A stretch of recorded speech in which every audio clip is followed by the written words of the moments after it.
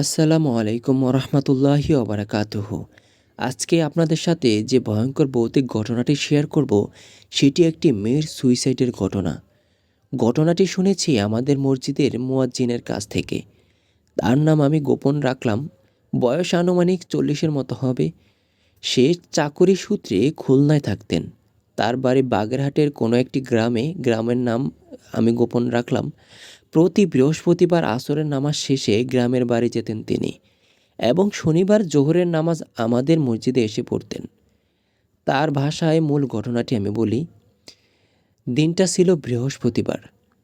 আমি খুলনা থেকে রওনা দিলাম বিকাল 6টায়। আমাদের সদর থানায় পৌঁছাতে পৌঁছাতে রাত 9টা বেজে যায়। সদর থেকে আমার বাড়ি আরও 20 কিলোমিটার পথ হবে। কোনো গাড়ি না পেয়ে একটা মোটর সাইকেল ভাড়া করি।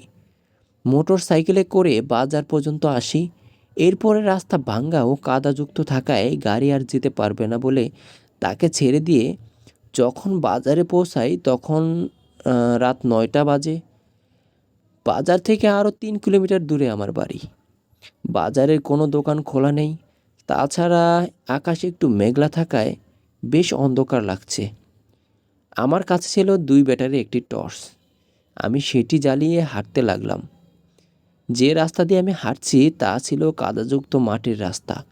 রাস্তার বাম পাশেই ছিল খাল, তার ডান পাশে পাট ক্ষেত। কিছু দূর হাঁটার পরে একটা পূজা মণ্ডপের গেটের উপর একটা মহাদেবের মূর্তি, প্রায় 25 ফুট উঁচু হবে। তার পাশেই ছিল শ্মশান। মহাদেবের মূর্তিটার গায়ে শ্যাওলা পড়ায় ওইটাকে দেখতে ভয়ঙ্কর দেখাচ্ছিল।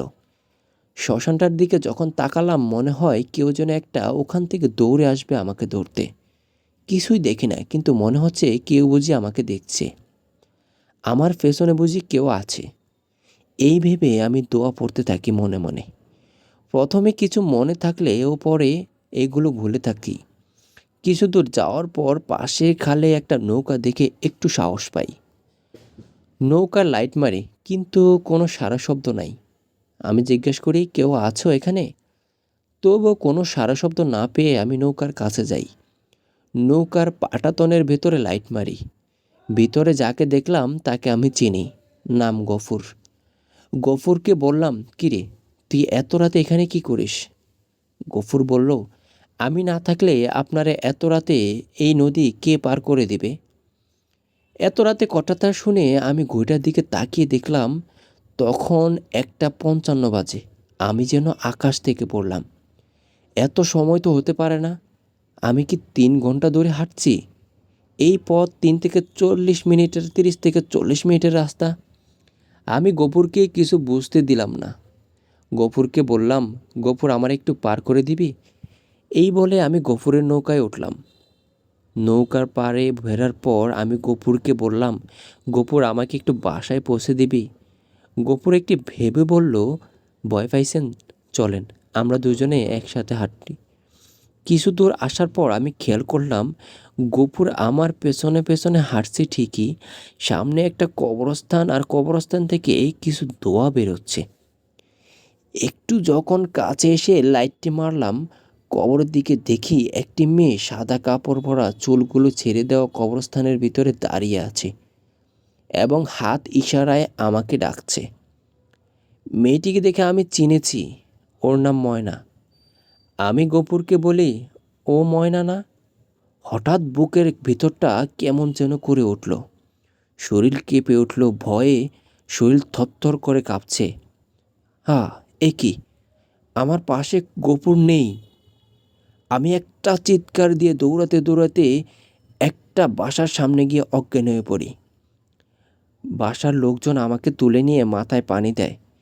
কিছুক্ষণ পর আমার জ্ঞান ফিরলে আমি তাদের সব কিছু খুলে বলি। আমার কথা শুনে তারা একে অপরের দিকে এমনভাবে মুখ চাওয়াচাওয়ি করলো যেন আমি তাদেরকে মিথ্যা বলছি।